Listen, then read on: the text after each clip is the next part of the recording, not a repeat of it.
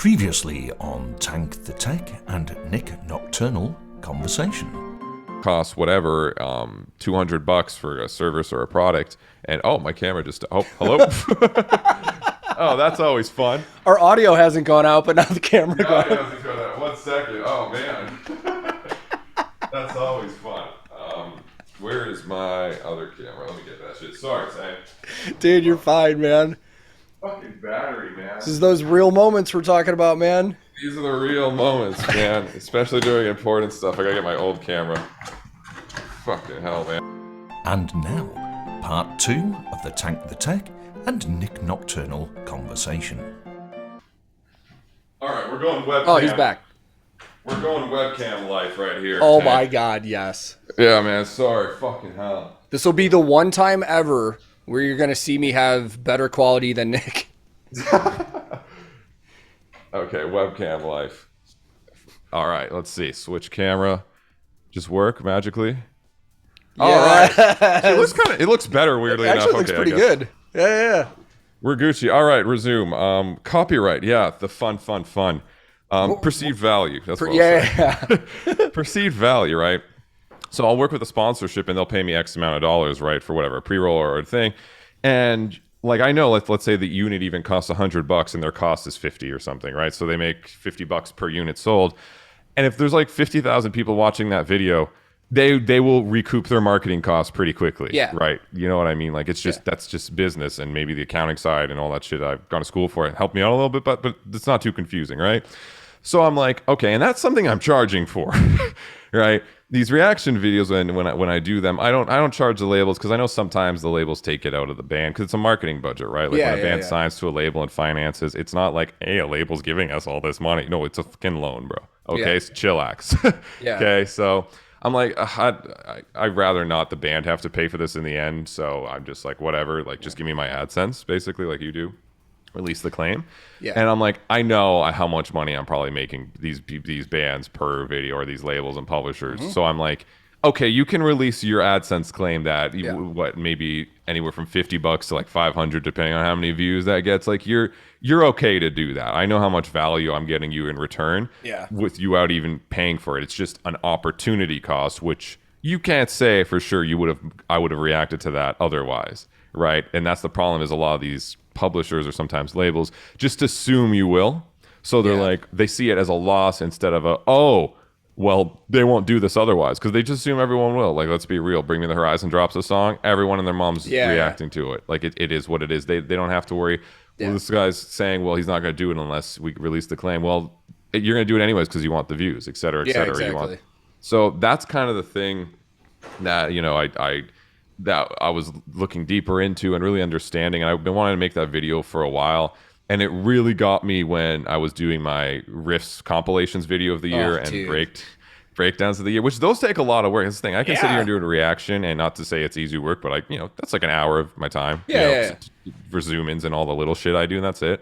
Those videos take me like 3 days. Yeah, I was going to say, you had to have literally from the time like recording and sitting at your computer and stuff like that, you're talking actual hours of work time, like at least over, 20 hours probably? Oh, easily, right? Yeah. And it's like, so to have that and to have 20 riffs and not even talk about my 500 riff one, which one gets claimed, and then the whole video gets claimed. And it's like, I'm sick of just not having say or control over things I do, even if I fully follow copyright, by the way, or fair use, and redo all the instrumentals. There's 0 samples in that, and all they can do is claim the actual melody and composition, in which you dispute. Like I said, have fun winning that, right? Because you don't actually have a legit license from the publisher or from the thing. And that's the way the system's built too. Like, at the end of the day, I will be fair to the people that have battled some of the things that I said and said, in a specific situation like that, like my example, I do a bass cover of Children of Bodom.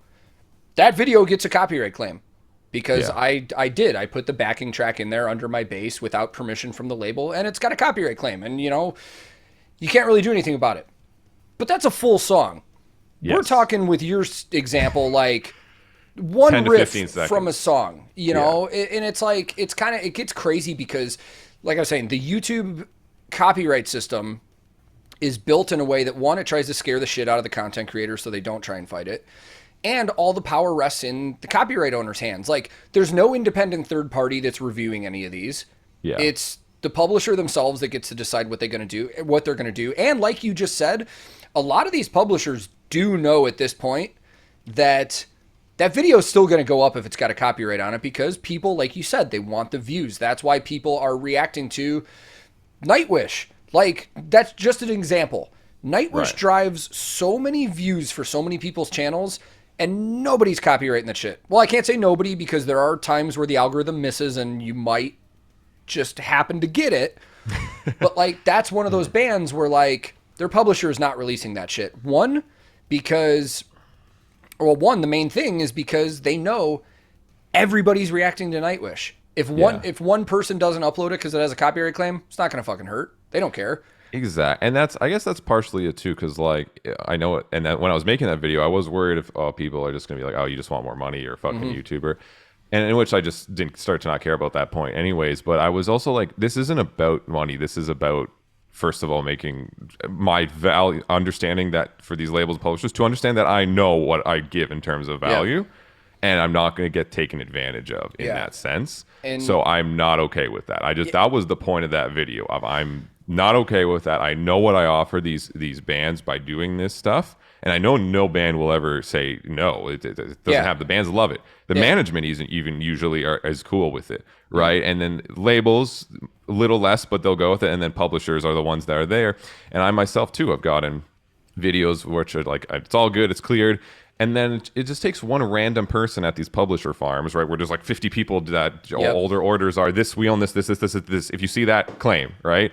Which you'll get a manual claim, and then I have to go through the whole loop again. It's like, dude, like, come on, you know what I mean? Dude, like, there's a major artist from Nashville who has a team that their entire job is to scour the internet and look for their music and file claims on it. To the point where there was a YouTuber that got a block and a strike for vlogging and walking by a Starbucks where one of their songs was playing for like 5 seconds, and because it was in there, block, strike, done. Like, that's insane.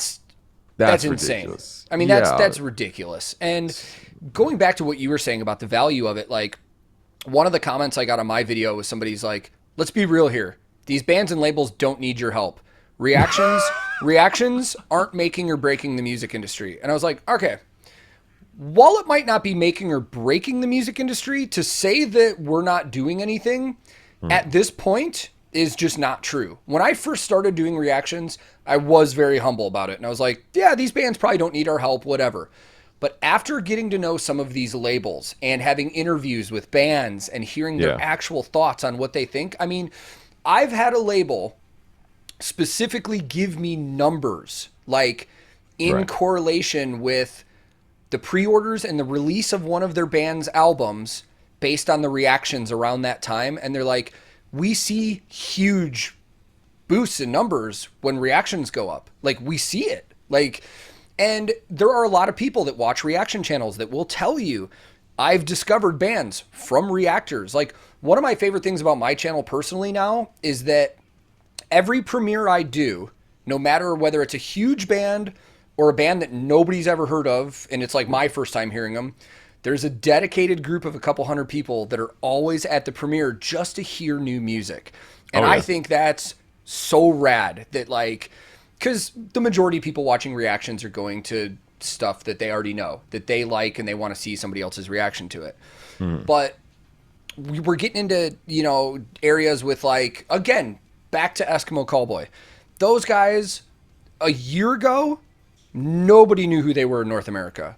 I mean, again, you can't say nobody. There were probably people that did, but they're about to come over here on a tour this year. Like, they're like, reactions are boosting some of these bands. Another band, I'm not going to say their name because this conversation was said in a private Zoom call, but there's another massive band, we'll just say from Sweden, that has told me that, in my opinion, is a band that probably doesn't need reactions to help them out. But they've told me, they're like, we love reactions because there's people that are doing reactions to our songs and videos from like 10 years ago that are like giving new life to some of our old songs, that are getting more people interested. it's selling more merch, it's selling records. And the thing that I really want people to understand is like, when we talk about money, the ad revenue for our videos, I think in people's brains, we're talking thousands and thousands of dollars. Dude, in my case, I can't speak for you, but in my case, oftentimes we're talking about a couple $100 max here.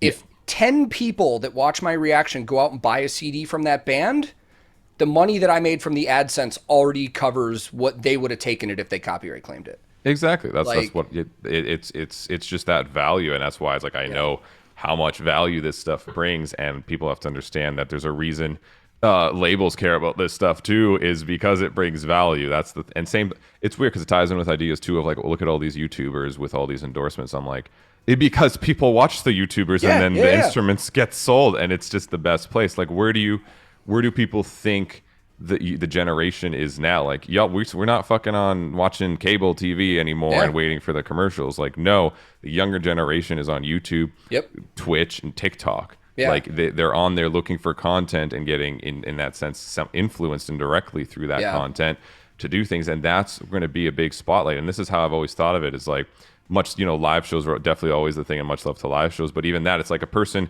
who I remember when I was looking for endorsements, there was always like, well, what's your band you play live? And I'm like, I don't have one, right? Because the thing that's always to their mind is, well, the old school, you want to see people play the instrument live. And I'm like, okay, let's say a band goes on tour and they have like whatever 500 cap every show for like a month. That's great. You can sometimes barely see the guitar. Most people are drunk and not going, what's happening. Most people can't even see what a actual guitar is. Most people don't even know what brand of a guitar it is when they don't even know what brand the guitar is. And I'm like, here in term is a video which gets 50,000 views, 100K views. You see the guitar, right? You see this product, and you can hear it, and it's right there. And it's just so much easier to actually understand. I'm like, that's just the marketing it's just right there. Yeah. Right. It's seamless. And that's why I'm like, that's why these, YouTubers or TikTokers, saying rightfully so or not, because their content's easier than obviously being on the fucking road all day and grinding. The industry doesn't care about that, and that's not how it works. Business. It's marketing. It's business. Exactly. Business doesn't care about your hard work feelings. It doesn't. And for the people that are watching, the thing that Nick's bringing up is, we were talking before the camera was rolling, like there are artists, with the way things are with technology now, there's so many people on YouTube and TikTok and social media that are basically online musicians. Like, they do their own stuff. And there are people in the touring music industry that think it's unfair because they're like, oh, I've been out here grinding and I can't get an endorsement, but this 18-year-old playing in his bedroom is endorsed by Ibanez.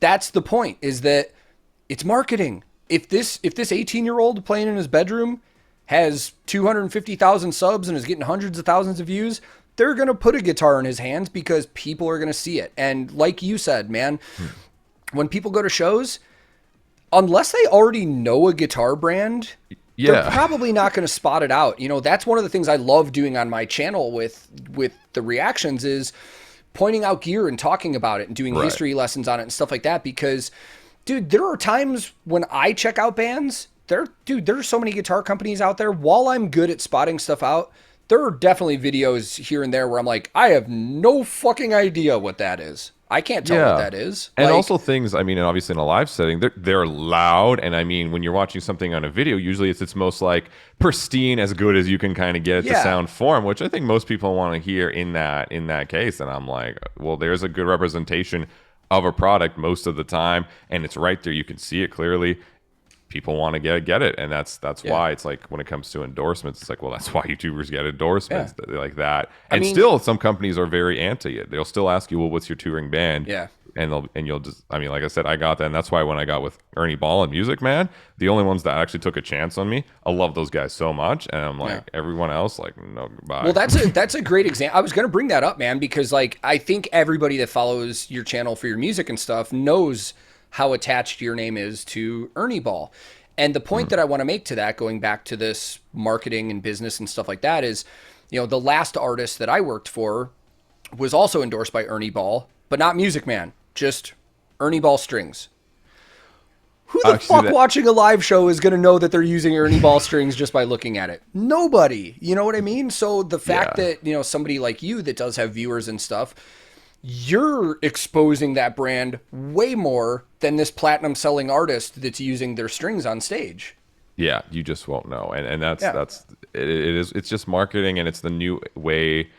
It's where people are, right? Money will always be where people are in the industry, and that's why I know, yeah, as content creators, even though it's like, again, I trust me, if this was just about money, I would have quit a long time ago because the first 4 years, first 3 years of YouTube, I'll tell you what my AdSense was. It was in cents. That's what I was getting every month, literally cents payments from Google. Okay,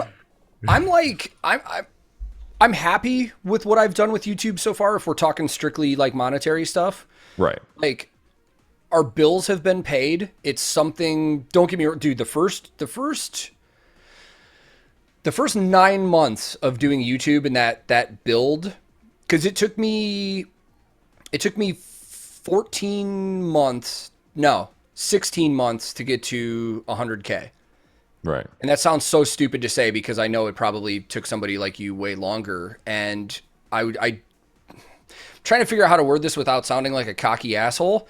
I mean, facts aren't cocky; they're just facts. But the only reason that my channel blew up that quick, right, was because I was doing reactions. Let's be honest. If I were doing original material, it would have taken a lot longer, man. Like, that's why, like, if you start a YouTube channel with original material, that's a build. That's a really long climb. But with stuff like reactions or let's play videos with video games and stuff like that, you've already got an entire audience that's going to be into it because they already like the thing that you're covering already. Yes. But in that first year, man, dude, it was like, I was one of those dumbasses that like was like, oh, I'm going to make so much money doing YouTube. And then, dude, well, I first started on Twitch, and then in a month of streaming on Twitch, I had an average of like fucking 2 followers. And I was like, oh, this is hard. So I'm going to go try YouTube. Yeah. I think my first paycheck I ever got from YouTube was like $71.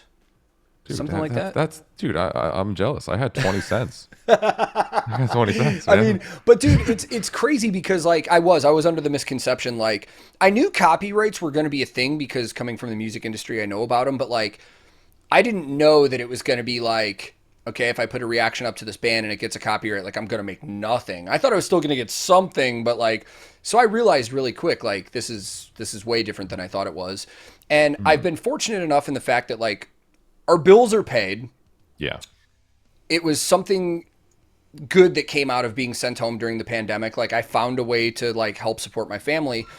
But that first year, man, dude, I maxed out like every credit card I had because the reality is you don't make a lot of money doing YouTube. And, you know, I think when I do see those comments, like I try not to take them personal, but when I do see those comments from people that are like, oh, you're just greedy and making money off somebody else, I'm like, I'm not though. Like we're not making a lot of money. Like, yeah, and I think it's also all proportional, which is the weird thing is like I'd say even just a YouTuber that has like, you know, whatever 50 subs and gets a video with 1,000 views on a reaction, that's still proportional marketing to the cost of what the label could get from that video, where they get like 1,000 views. Actually, they can't even monetize at that point. But like, okay, let's say they have 1,000 subs and so they can monetize, and they get 1,000 views on a video. Label loses out on what, like $5-10, maybe if it's decent CPM. Yeah. $5-10, and that's 1,000 people otherwise that you wouldn't have gotten that now take one person to buy one CD. Yeah. And there you go. One out of 1,000 people to buy one CD or one anything worth $10, and that opportunity cost is now kind of covered. And that's why it's like, I know that we are, you know, more privileged, I'd say, as because we have larger channels to be like, hey, like, no, like, come on, like, unclaim our shit, like, this is ridiculous. But honestly, even at that point, I'm like, size it's just proportional to the amount the label's losing anyways, right? Yeah. If a video gets 1,000 views and maybe makes $5-10, or a video gets 100,000 views and maybe makes like 100, 200, $500 or whatever, still proportional to the amount of marketing and the amount of people seeing it to the cost. So it doesn't, who the fuck cares, right? It's Dude, like, you want to see a great example of that. And this is just like the giddy new YouTuber thing. Okay. My third reaction I ever did on my channel was to Hypa. And I was already like 3 months late on it. Like I'd never heard of it. One of my friends from tour actually was like, dude, you got to check this out. Right. You know, once you get dialed into the reaction community, you kind of start seeing what everybody else is doing and you kind of know what everybody else is covering. Yeah. But at that time, having 3 videos up, I didn't know anybody. I was just like, a friend told me to do Hypa. in the intro to that video, we joke about this on Discord. In the intro to that video, before I started the reaction, I was like, guys, before I start, I just want to say thank you so very much. Like, I have 50 subscribers and my channel's already been viewed 1,000 times. Like, Right. I could have never asked for that, man. It's like you see like the excited young YouTuber that's like, fuck, 50 subs? Dude, Yeah.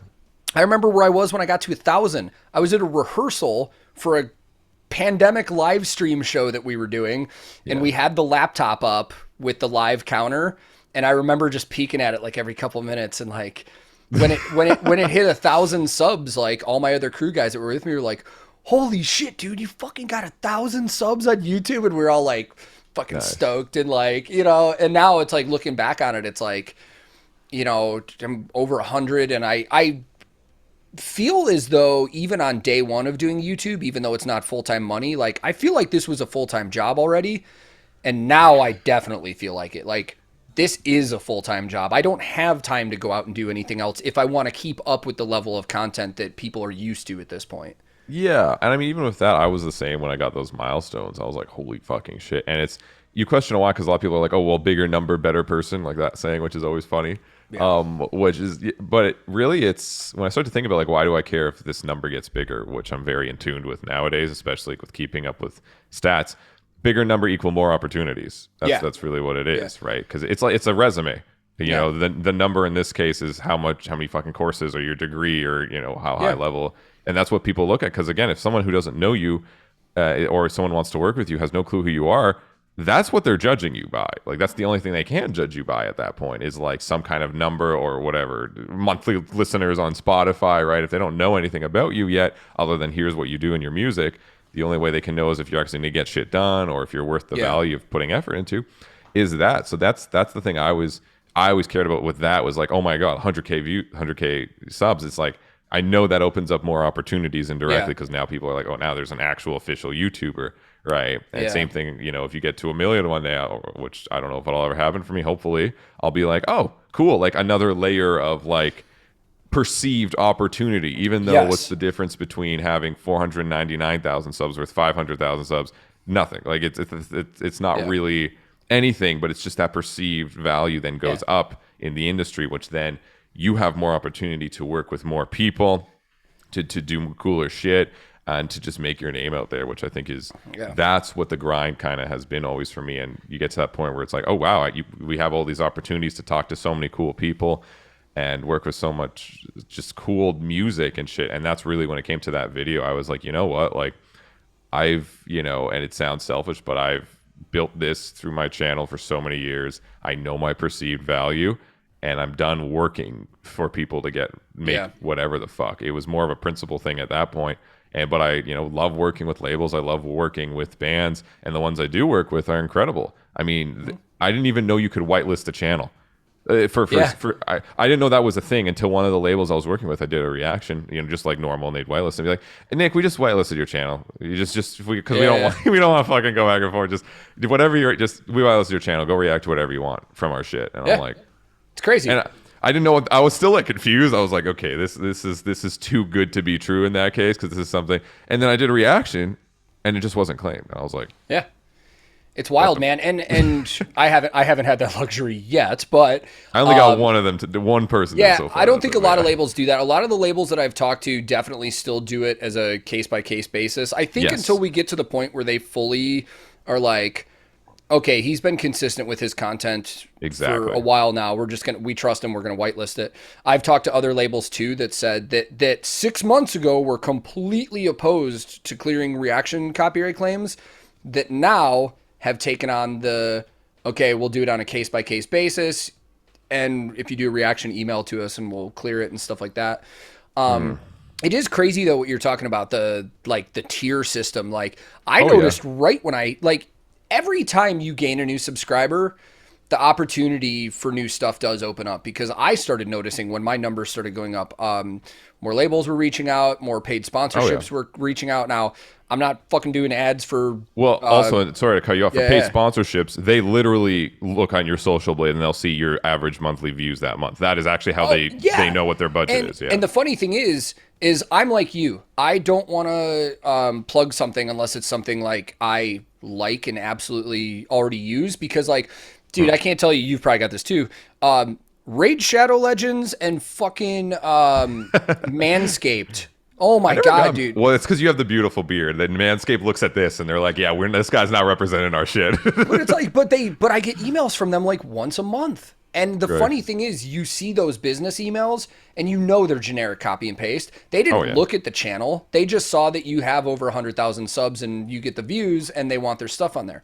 Yep. So it's like, people assume, like right now, people assume when they see my channel that I'm like fully sponsored, paid by Violent Gentlemen.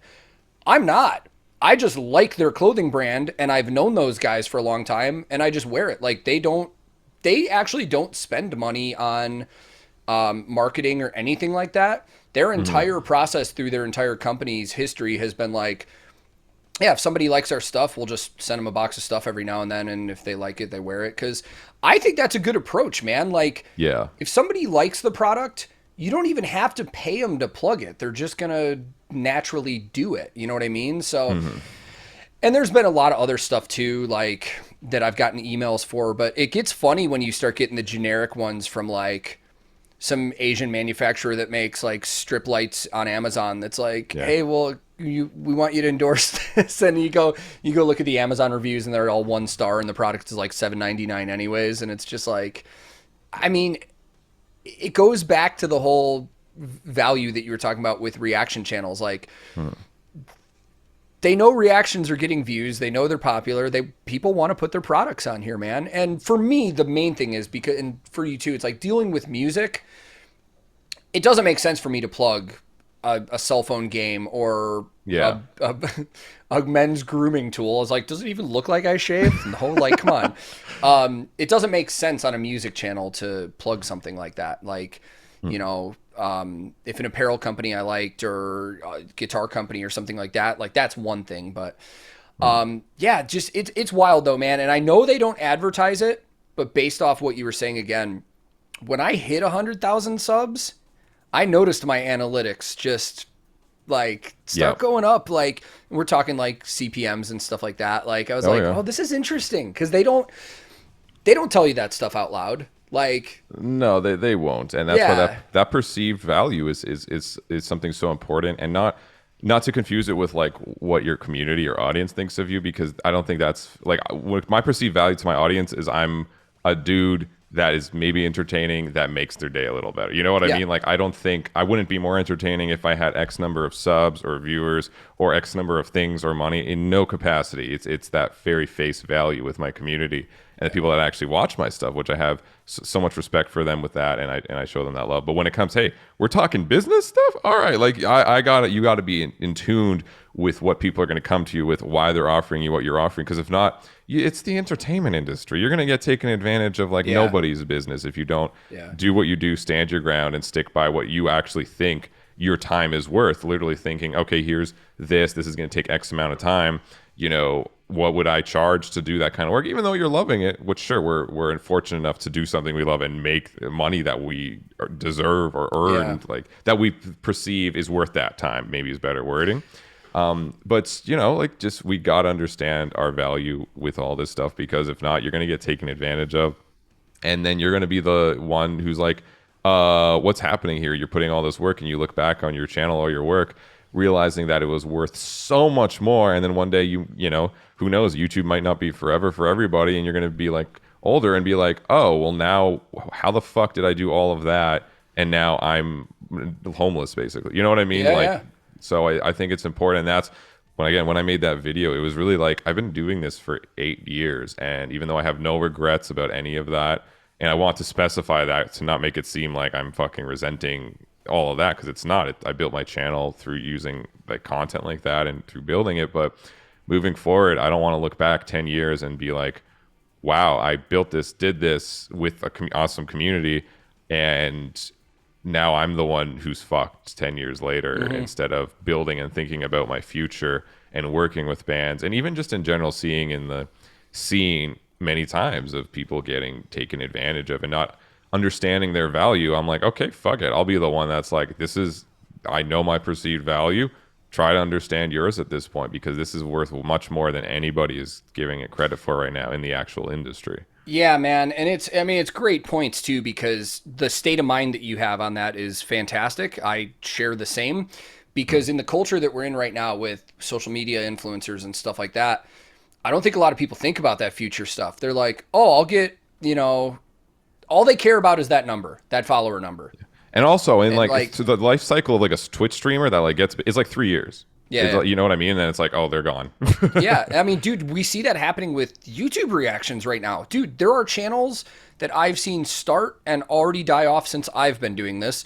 There's channels that are bigger than both of ours right now that are on steep declines because, I mean, multiple factors, There's a lot of stuff that goes into maintaining like a content creation page. Like, you have to keep people entertained, you have to keep authentic, you have to engage with your community. There's a lot of people that have stopped doing one or multiple of those things that you see them now, even though they've built gigantic pages. Like, I'm like you, I look at analytics. I find it interesting because analytics don't lie. They tell you if you're doing something correctly. I was looking at Social Blade recently and saw a handful of channels that are reaction exclusive, that are way bigger than mine, that I got more views this past month than they did on their channel with 5 times the amount of subs that I have. And I'm just like, yeah. I mean, that's what's happening for some of these channels now, is like, the fad of reactions is still kind of going on, but people are starting to weed out what they like and what they don't like now. And yes, it's wild. And the opportunity thing that you brought up, can vary depending on who the person is as well. So for somebody like you get those opportunities where you can actually write music and work with other musicians and stuff like that. Dude, for me, since I've started my YouTube channel, I've gotten 4 different tour offers to go guitar tech for That's amazing, bands. yeah. Just based off of and the first one I ever got, I got it from their manager, and I had a phone call with him and I talked to him and I was like, I appreciate this offer a ton. I'm not going to take it because I do want to stay home with my wife and daughter right now. That's the whole reason. Like, even if the pandemic wasn't going on, I would have been off the road. Like, we had a kid, I want to be home. But I was like, how do you know that I'm not just some bullshitter on the internet that's acting like they've done this, and you just offered a job to a guy that doesn't know what he's doing? And he's like, well, I guess that's a good question. And I was like, that's a good question. Like, I mean, that could be a possibility. Now, I have references and credentials, and the music industry's small. You know that. People if you're a fucking piece of shit, and excuse my language, if you're a bad boy, people will know, and they just don't want to go near it. That's it. Yeah. So you're always a couple degrees away connected with somebody, because another tour offer I got, like, the manager did their homework. He was like, hey, so-and-so. And I was like, oh yeah, I toured with him for like a couple of years, recently. Right. And they're like, he's like, yeah, I reached out to him just to kind of vet you before I gave you this offer. And I was like, oh, smart, because the last person didn't.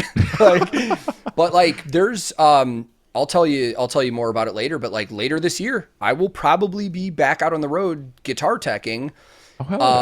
And splitting time doing YouTube content. And that's what this has turned into now. It's been like, while a band wants me to come guitar tech for them, they also want the YouTube side of it as well, where it's like, it's just interesting. It's interesting how both of these worlds have collided. Before we go, because this will absolutely 100% be my longest interview on this channel to this date.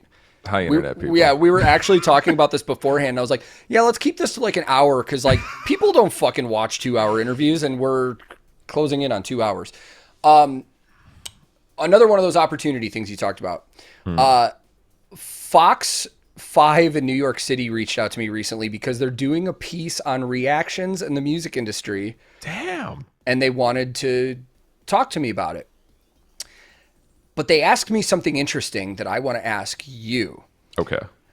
In the future, do you see reaction channels possibly being corporatized in the same way that radio stations have. Yeah, I think reactions are just another medium of sharing music, and just like every other medium of sharing music has been, it starts with passion and people trying stuff and finding something unique, and then becomes overpopulated and then corporatized because money, right? And what judges money is where all the people are, and if a lot of people, if it's getting a lot of hype, a lot of people are going to be watching, and then that's when the corporations finally are like, ooh, how do we, we want some of this slice. So I think absolutely. And there's going to be something new that comes along and after in 5-10 years, and then something new after that. And that's why I always think you got to keep up with the times, but you have to want to keep up with the times and stay updated with everything as much as you like it or don't. Like, I'm not a big TikTok dude, don't like it that much, but every week I'm throwing something down on that TikTok. I need to get better at that because I have the same, dude, I don't use TikTok at all. I mean, I have an account, but I posted like 9 things. Yeah. But I see what it's done at times for you. Dude, I posted a clip. I know how much people use TikTok. Yeah. I don't know if it's like the old man brain, which is funny calling myself an old man, but it's like, all the kids are using TikTok. I don't want to use that. But dude, I posted a clip from my interview that I did with Kevin and Nico, and I didn't look at TikTok for like 2 days, and then I randomly opened it, and it's like, you have 600 new followers and this one. I'm like, what? And then the video that I posted got like 60,000 views overnight and a ton of people shared it. And I was like, holy shit, that's how this works. That's insane. Yep. You have to be where the people are and be willing to actually try it and always adapt. And that's something with my channel over 8 years I've struggled with adapting and variety-esque, because starting from a dude who only did guitar covers that couldn't monetize, and being like, I can offer more. What sets me apart, because there's a lot of reaction channels, and I wish them the best of luck, that it's a bit one trick pony. They are doing it because it was a trend and they're doing it well, and that's good for them, but there is no extra thing that is the reason people will stick around after it's not a fad anymore. And that's why I've spent a long time just diversifying what I do in my content, because those are also other facets of me. Like, I get bored as shit. Like, if I only did guitar covers still, that's part of the reason why I stopped just doing that. It's like, I'm bored of it. Like, there's other sides to me as a person, as an entertainer, that I wanted to explore within the vein of metal and music too. So it still has that synergy with it that I wanted to try. And I'm not going to, every single time I tried a new one, I was terrified if people would accept it, if they'd like it, because they subscribe for one specific thing, and that's it. And then I've been fortunate enough that majority of them have worked. And sometimes I've tried it and they've been like, Nick, this is kind of not like a vibe. Like, it's not really our thing. Yeah. And that's it. You learn and you move on and you try different stuff. And that's something I've taken over the years for my channel not to be a reaction channel or a guitar cover channel or this. It's just like, hey, you like music and metal, you'll find something dumb here. Come hang out with Nick. You know what I mean? And I take the same mentality into my Twitch stream. So it's not just only this every single stream, because as much fun as that might be, and you might see traction at the start, people just get sick of watching the exact same shit. And I mean, I've related to that as a person who loves YouTube and Twitch, and I'm like, I've spent many times these past years like, why do I watch this person? Why do I like this? Why do I like this? And I've noticed the ones that I consistently watch are always the ones that are variety and trying new stuff. So I've tried to be like, okay, well, that's what I like. Why am I not doing that to a bigger extent? And that's when I've started to expand to more the skits stuff, including reactions with covers now. And the newest thing I'm kind of doing, which was that video, which I was scared to post the copyright video, not only because it's a subject, which again, I don't want to piss off the music industry like you were saying, but also because it's just, I've never sat here and just talked. Like, in 8 years, I've never had a video where it's just like, here's the camera. It's like cathartic. It's like, dude, some of my best videos in terms of audience retention have been ones where I like sit and turn on the camera and just talk. I had one somewhat recently. I can't remember. Oh, I did a video talking about pre-sales. Right. I did a deep dive into what pre-ordering an album actually does for a band, and talked about how it's not just financial. It helps with tour booking and stuff like that. That video has one of the highest audience retentions of anything I've ever put out. And it was literally just me sitting here and talking. And I'm like, that was when I discovered like, oh, people actually like just hearing what's on our heads sometimes. And Yeah, going, because go ahead. sorry to cut you off, but yeah, if you're building a channel, and that's against what I did, you kind of latch on to other things. Like you react to a band, you're latching onto their audience, and people are going to go and watch the reaction. And even on my reactions, I noticed, and that's why I've cut down the analysis part greatly from 15 minutes, what I used to do, to like, a full video is like 8 minutes now, where I try to speed run the analysis, because I know people are not watching, because they're there to watch me react to the band, but then a good chunk of people are like, bye, right? Which is why, building through that is great, but you still have to start to differentiate so people will stay for you after, and not just whatever your name is being attached to, whatever drama or whatever band or whatever type of specific content. Sorry. It's funny. People are going to hate one of my videos this week. I just did a reaction to the new Arch Enemy, the House of Mirrors. Right. And at one point, I have a 5-minute long pause where I just talked about Jeff Loomis's fucking gear. Dude, Jeff is so good. Jeff is such a, he's so good. Oh, dude. And it's funny that you bring that up, because while I'm aware of this, yes, there's a part of my brain that thinks what I'm doing, it's like, yes, this is what people want. People want to hear gear talk, and they want to hear the history of this company and why this person's using this. But the truth of that probably is the vast majority that are actually watching the video are probably skipping over that and just watching me headbanging and reacting to the actual song. But also the expertise helps, and I really realized this when, I'm sure you've seen them, like Doctor reacts to Doctor things, like Doctor drama, and I'm like, why is this such a good idea? Like, I was like, this is awesome. Why do I like this so much? Like, why does this make sense instead of just some random person reacting to Doctor stuff? Is because it's such a unique perspective on it, right? It's like guitar tech dude reacts to music stuff, but then explains the guitar tech side, which is why even I don't say Nik Nocturnal reacts, because people watching know it's me if they know me. Yeah. Like, it's Nick, right? I say metal musician because that was my first, it's seemingly unique perspective. That is not a unique perspective these past 2 years. There's every single label you can of a metal insert anything reacts to this. And that's why I still use it to this day, because that's the perspective as a metal musician. Maybe should have put metal guitarist, metal YouTuber. I've sometimes interchanged them, and it works different ways. But and you do get that too. You get people that change. Like, still to this day, I don't know if Alex Hefner's a hip hop head or a metal head. I have no idea. That's all of Alex, but I completely I know what you mean. Dude, I have openly kind of mocked some of his stuff in a joking way. But the reality of the situation is, like, I don't know him. I've never had any interaction with him. But in my opinion, what he's doing with a reaction channel has worked so well. So regardless of if he's a hip hop head or a metal head or not, the way he's marketed his videos and gained those followers and attracted those people in, pretty damn genius, man. But then there are other things that I see that I'm just like you said, man, I think the unique perspective is what helps. That's another thing that put me personally in an interesting situation. Is you have musicians reacting to things, vocal coaches reacting to things, stuff like this.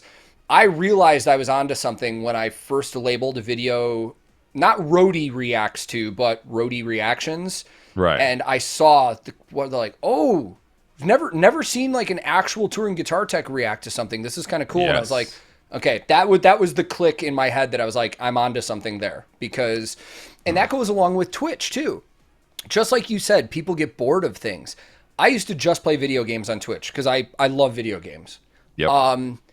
And then one day somebody was like, why don't you actually do tech work on stream? That's your thing.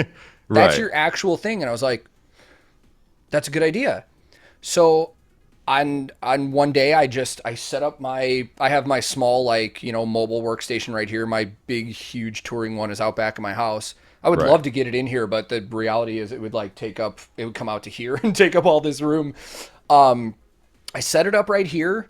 I worked on all my guitars one day, and my viewer count was higher than I had ever had it. People were engaging. People were asking questions. People were really into it. And I was like, oh, this is really cool.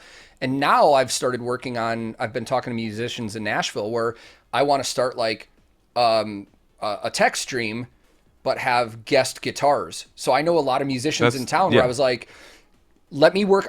Just provide your strings. I'll work on your guitar for nothing. I'll do a setup and a restring and a clean and all that stuff. But that'll give me the opportunity to talk about whose guitar it is, the history of the guitar, maybe if it's been on some cool tours and stuff like that. Like that's the kind of stuff that's like thinking outside the box, like you said, where if you do one thing for too long, people get bored. Yeah, So. and that idea is going to be great for you. Trust me. That's it'll cool be fun. Shit. I'm excited. And I've done many of those things because I know how fast the scene works. It was like I remember when I started Metal Musician Reactions, that was still like a newer thing, and I'm like, okay, it's flooded. All right, well, and it's like I knew I had to start innovating. Same thing with guitar covers. And it's like there's a few people, and Joao, I fucking love that dude. Man, I always fuck up his last name. Joao. He's so good at guitar covers. Yeah. And I'm like, okay. He literally is just doing this better than me. And I'm not even going to attempt to, like, he's a better ear. He has the better production. He's fucking awesome. So much respect to him. He does this better than me. So I'm like, I have to up my game. Okay, tabs on screen. Done. Boom. Right? Rolling tabs as I actually play through it as a unique thing. That's been the newer kind of innovation. And boom, look at that. Oh, people are watching. The guitar covers are popping a little bit more because it's something unique. And that's something so important is kind of that no king has their crown forever, which is like you got to keep looking what's next and can't think just because you've built something, you're now like immune to people. Like someone will come by, see what you're doing, do it better and innovate on it. So you got to keep moving on and keep innovating and doing things better. And that's something I've strived to do, whether it be, reactions, you can only innovate to a specific point. I've tried to edit a little bit more and have some fun with it. But on Twitch, one of the biggest things I did, which is why it's doing better than I'd ever could imagine, is every Friday, we would just check out new music, where people would say like, hey, Nick, like there's so much new music. Like, why don't you check out like every Friday? I'm like, oh, fuck, like this is a thing. Like, let's do like a Friday night party where like every Friday we just check out all the new releases. Like, that's pretty easy. I just sit there and I press play. I don't got to do much. Like, I just sit there, go, and people get to always be there and get enthralled with new music. And that started to pop on my Twitch because no one else was doing that at the time. Yeah. That's the thing. And now everyone's fucking doing it. But no one else was doing it at the time. Check out like the new only releases every specific day. And then I was like, okay, everyone else is kind of doing this now. How do I add more entry to barrier? How do I add the specifics and opportunities I've built over the years to differentiate? What if a guest from the band that released the album that day reacted to this with me, right? And I was like, that's the idea. No one's doing that shit.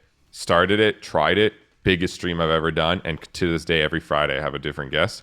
Biggest streams I ever do. It just gets bigger, crazier guests. And then the guests and the PR are like, oh, fuck, what is this? Yeah. Like, get our guys on there. You know what I mean? Dude, speaking of PR, really quick, going back to the whole YouTube reaction thing anyways, saying PR just made me think of this. I have just the perfect anecdote to tell everybody to prove that labels think reactions are a good thing.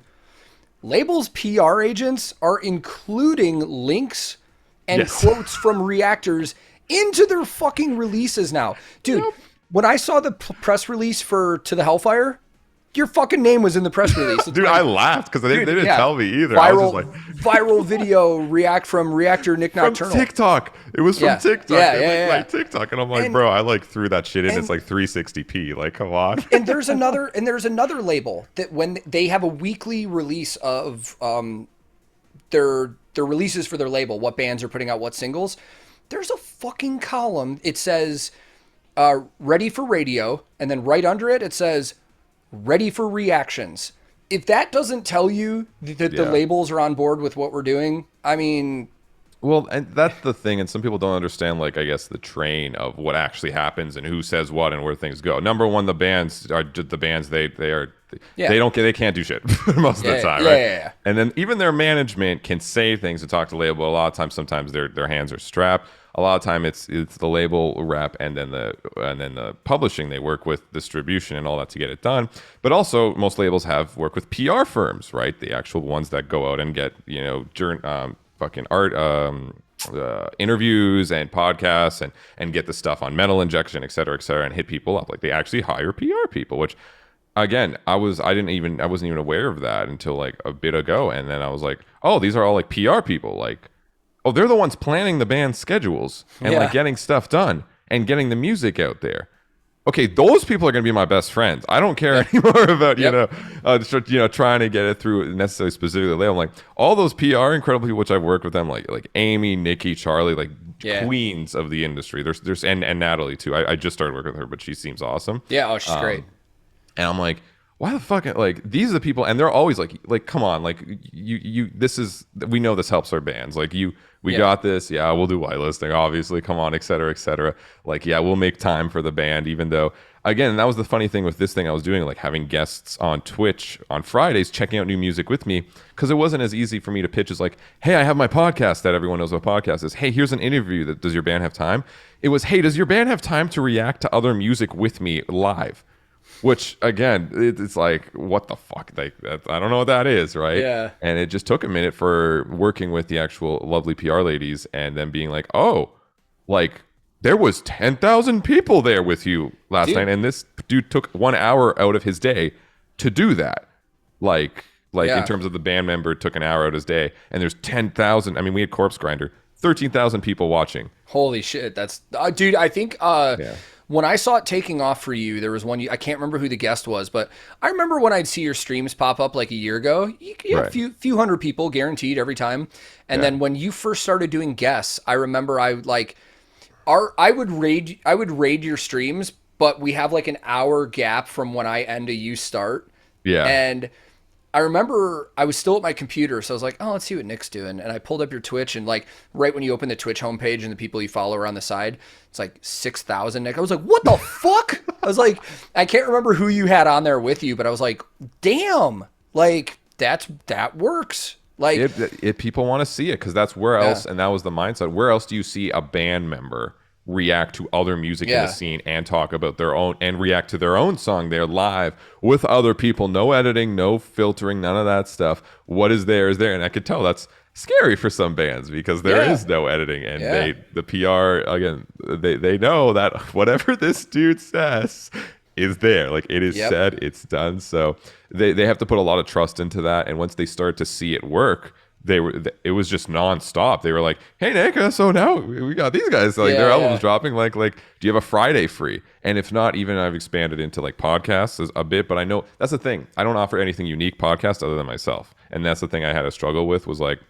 I can't go in there and make this more unique other than me just being funnier than somebody else and wanting to see that podcast. Whereas the Friday things, I knew that was unique. And even now I'm like, hey, Will Ramos came the other day, we reacted to Metal TikTok. Great. I jumped on, I jumped on right when you guys started watching the mashup of Bat Country and California Girls. Holy shit. It works. It works so good. It worked so good. And we did a mashup stream on my Twitch channel once, and some of the ones we got were really good and really funny, but that one was just good. We've done a few at this point. Backcountry Girls is the best, followed by I love the Deftones Toxic Britney Spears. I don't think I've heard that one. That one is it's like creepy how well her voice works over Deftones. I forgot the Deftones song, but it's Britney Spears Toxic over it. Those two work. There's also like System of a Down and U2, that really sad song that was really popular. I forgot, but there's one was so With or Without You. No, it might not be YouTube. Oh, Miss You. Sorry, that's not YouTube. That's, Miss You. Coldplay, right? Yeah. Like, I mean, Miss You and System, and it's like this like angelic ballad with Surge as well. Dude, there's so many really crazy good ones that shouldn't work, and there's a lot of really bad ones too. Oh yeah. There's always the bad ones, and it's, dude, those are, and you know, I gotta admit too, like you're talking about your music streams and stuff. That was one of the new things I tried on Twitch within the past 6 months too. Is like, you know, I saw you doing it, and you know, Bogdan from Hardcore was doing it, and I was like, yeah, why don't I try this too? So the way that I've shifted it into being unique is that at the start of every, we have a theme every week. It's like this past week was 2000s. So whatever people submitted for reaction had to be between, you know, January 1st, 2000 and December 31st, 2009. But we do some other wild ones too. But the thing that's made it interesting is your reaction is not guaranteed, because I have the wheel on the stream and I spin the fucking wheel, and whatever number it comes on is whatever we do. Nice. And it's become a fun thing where it's like, all I make people do is I charge a handful of channel points, and they put their reaction in, and we spin the wheel, and whatever it lands on, that's what we do. And not only has it been fun for everybody, but I've discovered actually some cool stuff. Like, you know, one of the hard things about doing reactions for me, because the majority of my content is reactions, when I get a new band that I'm not familiar with, it's kind of hard to gauge how it's going to go over without knowing anything by them. So the Twitch thing has been great to kind of hear a band for the first time and then be like, okay, now if they put something else out, I know. Like, Brand of Sacrifice is a great example of that, where like I'd heard their name a million times. People were telling me to react to them, but I didn't know anything about them, and I didn't know anything about their publisher. So that's another reason I kind of slept on that.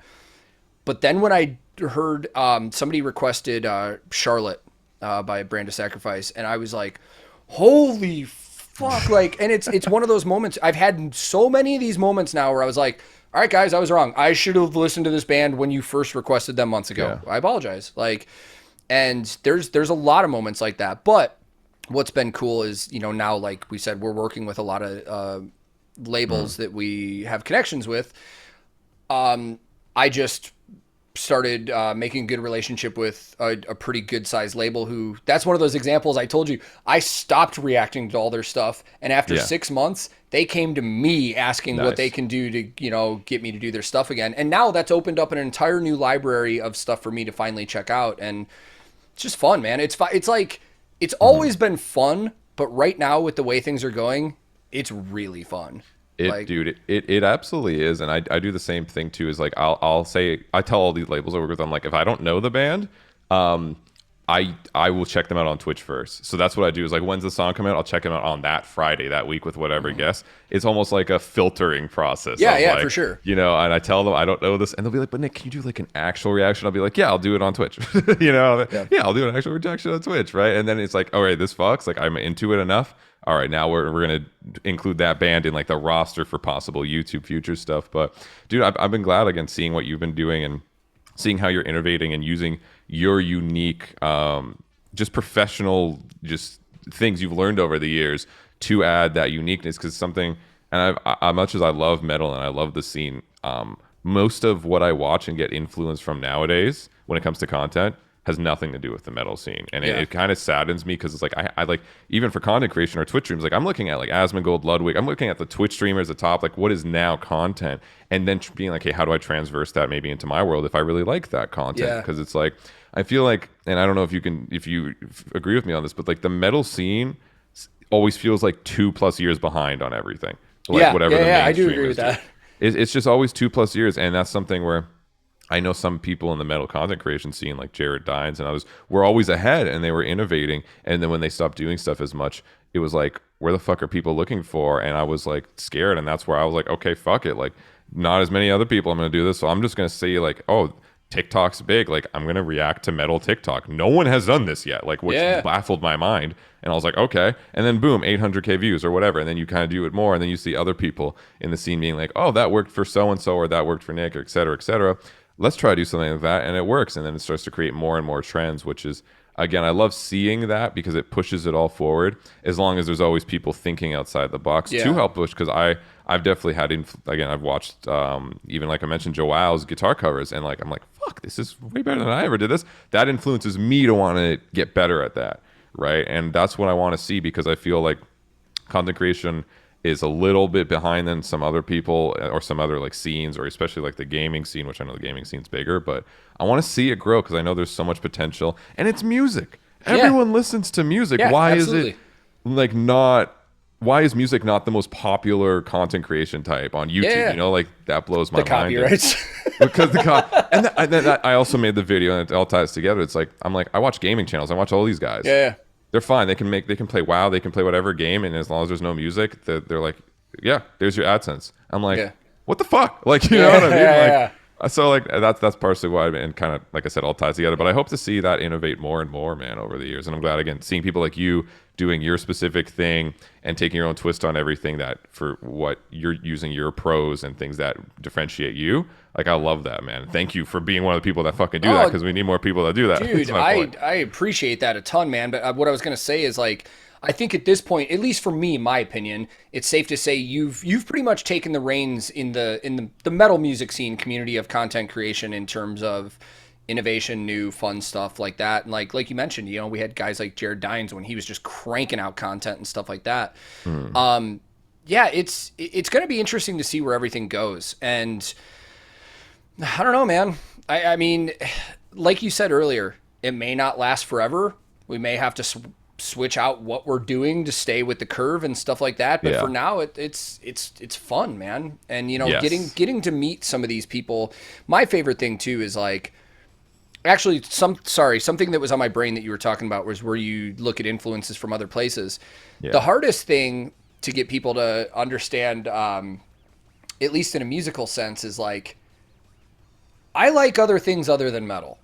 Yes, exactly. The reason that most of the reactions on my channel are metal is because that's what you guys want to see. That's the stuff you're requesting that I'm checking. And don't get me wrong, fucking love metal. It is my go-to. Right. There are a lot of other things that I absolutely love as well. Like, I'm a fan of a lot of R&B and a lot of hip hop and a lot of stuff like that. Dude, when I found out that Ali from Archspire, his like biggest vocal influence is like Tech 9, I was like, that's amazing. Because when you hear metal artists like that are acknowledging stuff from outside the metal community, because the metal community has always been very in the box. Like, it's very, we don't really fuck with anything else. Like, this is ours. Nobody else can have it. Like, you know, I did that video on gatekeeping too, where I was like, you know, all of these, there are a lot of metal fans that get upset when other people like the bands that they like and they get popular because it's like, this band is no longer just in our small circle in the music community. There are other people that are starting to take notice. It was Lorna Shore was the example I made. People were so like, they're on tour with Bring Me the Horizon, fuck them, whatever. I'm like, why wouldn't you want that for one of your favorite bands? That's the biggest win of like the whole year. Dude, it's for a band like Lorna Shore to get on a tour like that.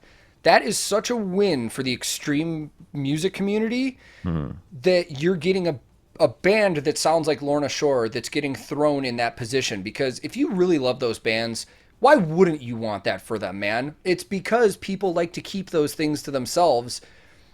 I don't know, man. The metal community has always felt, as much as I love it, like, we want our stuff and we don't want anybody else to like it because then it's not as cool. Like, we want to be the ones that like unique shit. It's that mentality of like, and that's why I think I drifted towards the metal scene when I was younger, is like, it's that outsider feel of like, well, I don't fit in otherwise, but I could try to fit in here. But then you get bullied into specifically how you fit in there. And it's like, wow, this is even less sometimes inviting than just the mainstream stuff and trying to fit in with that stuff. And that's why I've seen that be discouraging. And I've tried my best to, you know, whether it be content creation or even musically now, like I'm doing a fucking trap metal EP because why the fuck not? Just go with. In Termina, we have a lo-fi metal track, and like, you know, just trying to expand and try new shit while keeping the integrity of actually just making good shit that makes sense. And seeing all these bands do big things, and dude, it would give me nothing more joy than seeing Post Malone and Lorna Shore working together. Or, you know what I mean? Like, that would be the best thing in the entire world, because it's blending these worlds. And I mean, my biggest thing is like, if more people listen to metal, that's a win. That's a dub. I don't fucking care if you want them in the scene or not. Fuck off. More people in the scene that like the music, that will go to the shows, that will inspire more bands, that will inspire music to be more unique and try new shit. W for me. That's all I want to see at this point, right? Fuck, perfectly said, man. I mean, we one of the things we were talking about on Twitch recently was remember Collision Course when Linkin Park and Jay-Z did that crossover? I don't actually remember that. Really? No. Oh, dude, you need to check that out. I gotta do a reaction. Damn, let's get some. So in 2000, I think it was 2004. Okay. MTV wanted to do their own version of Crossroads, and they wanted Jay-Z to be like the main, you know, we're going to do this with you. Let's set you up with like a metal band to do this crossover. And Jay-Z wanted to do it with Linkin Park. So they have an entire live performance and album where they took all of their songs and did mashups. But the greatest thing about it was they didn't just go in the studio and overlap shit. They re-recorded all new parts where they have like 99 Problems and One Step Closer mashed together. And it's like, dude, it is so good. That's the kind of shit I want to see in the music community now. We haven't had something like that since then. And it was just funny that you said like Post Malone and Lorna Shore. It's like, I would love to see something like that that's similar to that Collision Course thing that Linkin Park and Jay-Z did back in the day, because what better way than to like combine two different musical communities than to do something like that? Yeah, I mean, I just said this many times, like the math rock scene, like Polyphia and Sean and all those guys. Yeah. I like in mainstream pop, Ariana Grande, Post Malone, Billie Eilish. they are all going to be having like those guitar samples and all that shit within the next few years, and it's going to be mainstream math rock stuff because it just works so well with those types of voices. Even Ed Sheeran, I can imagine having like an Ichika fucking guitar track in the background singing over it, right? Even though it's a little busy, if they calm some of the craziness down and make it more vocal focused production wise, which I'm sure they'll do anyways, like it's a match made in heaven. And again, all those guys, don't forget, those guys are all metalheads originally that came from like the gent instrumental scene, right? That loved all like the gent and periphery and all that crazy fun shit. And they were just like, oh well, let's do a bit more of that inviting, more chill stuff that's still super technical. And again, I just want to see those worlds blend more and more as I go further into this, and hopefully, you know, I can start to see that. And I'd love to even start to do that, including guests, having crazy guests from like trap metal artists, which again, to them, that's so much more appealing sometimes, like than just going to, okay, here's another regular podcast that's in our scene already, that we already maybe have a lot of the viewers that would watch this anyways, where it's like, here's a whole new audience. Like, it's just so much more intriguing. And that's why you see even like Ollie from Bring Me doing all these guest features in such random fucking weird places, because he's just expanding in all these audiences that people probably have never even heard of Bring Me. And then they're like, wow, who was that? That's sick. Right. And it just expands the world. And that's why, like, I love what Bring Me is doing, even though I didn't get it for so many years. But now that I've gotten kind of older and, you know, again, have done this for as long, it's cool to see, man. And I hope the metal scene keeps innovating with that, keeps kind of cross-pollinating to try new stuff, and just doesn't die out. I guess that's my biggest fear. I just hope the scene never dies out. I just hope it gets bigger, better, and more innovation goes to it, because motherfucker, I don't want to be like 10 years from now and be like, fuck, man, I really shouldn't have been a metalhead. You know what I mean? I don't want that, right? I want to live with it and adapt with it and grow with it and do everything I can to do that, man. Dude, solid. I think that's a perfect place to wrap this up. I mean, that's seriously, that's just great, man. I mean, this is already, we've been talking for like almost 2.5 hours. Yeah. So I'll probably end up splitting this into 2 different parts, because we kind of talked about your music at the beginning and then more YouTube and other stuff. But dude, I was like, as we're sitting here thinking about trying new things, it's like maybe once a month we just get together like this and talk about all the new music happenings and just fucking, I'm down, dude. Yeah, like mini podcast. But dude, this was great, man. I can't thank you enough for your time, especially because I told you this was probably only going to be like an hour. But it's okay. Before we go, I would ask any other musician that I have on here, before we go, is there anything that viewers that may be watching that you would suggest they could do to like support your original music more than what they're already doing? Share it, listen to it, Share click it, on the video, hate comment, I don't care, just listen to it. And if you like it, you like it. You don't. That's it, man. You know, I think that's number one, is getting the music out there, and whatever project it might be, whether it be Slavic Metal 2, which is coming soon, or Terminate album, that's going to be a fun one. I'll send you it early if you want to throw a react out. Okay, no copyright. I'd love to do a reaction. No claims. Yes. Right. Terminate 2, the project I'm doing with Phil, like all that stuff, and Nik Nocturnal, which is going to be my trap metal EP. Yes. Which all the O's are going to be X's and all the A's are going to be V's, obviously. You know, so any of that, like if you like it, fuck yeah, share it to your friends. If you hate it, tell me how much you hate it and how much you hate my face, and at least the YouTube engagement will help. Yeah, I was gonna say, hate comments still go to the algorithm. Dude, it fucking blows my mind when people like, it's like go out of their way and they're like, they'll comment on something like just to be hateful and try to get you or try to get attention, and they're like, you fucker, this guy shouldn't be that popular or whatever. I'm like, you're helping. Like, the worst thing a person can do is go through my video, watch 10 seconds, never go to my channel, and not click a single thing. Yeah. You really hate me? Do that. Yeah, I used to, back in the early days, I used to try and be like real smart ass when people would say dumb things in comments.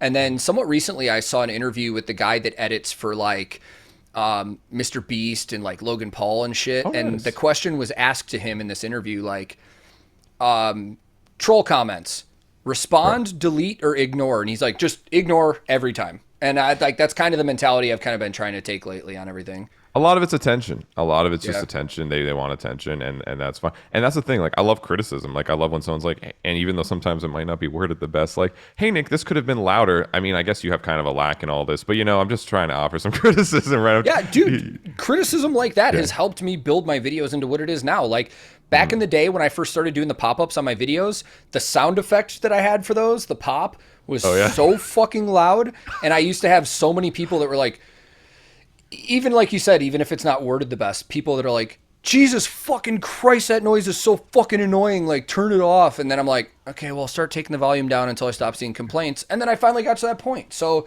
yeah, that shit has still helped. We learn and get better, and that's why I ignore them, but I'll still go through them, and I will take in the criticism because I think that's important. I don't want to ignore or alienate my community that I've built over the years, but I still, like, you know, if someone just tells me to kill myself, I'm gonna be like, bro, you and the 50,000 other people that have over 8 years, like, I'm still going, man. It's not doing much. So, you know. Well, dude, this was great, man. This was fun to just actually sit and talk, because for those of you that are watching that don't know, like, we've interacted here and there, and we did the Ghost Kid thing together, but we've never actually sat and talked. So this was really cool, man. I really likewise, dude. Thank you for having me, man. I appreciate it. Like I said, I love what you've been doing, and I hope to see you just more people like you doing fun or innovative things, especially coming from the reaction scene, because you know that's a scene which, you know, like we were talking about, could be corporatized more and more, could be just oversaturated. More and more people are. We just need more unique things in that, so that scene doesn't die out, because part of my channel is that scene, and I don't for sure. I'd be sad if I'm like, oh fuck, no one cares about this stuff anymore. Well, you know, that sucks. So hopefully that, you know, both of us with our channels just keep innovating, keep trying new things, and maybe we can I don't know, maybe halfway through the year, end of the year, sit back here again and see how everything's going. Yeah, man, I'm always down, bro. Hell yeah. Awesome, man. Well, thank you again for your time.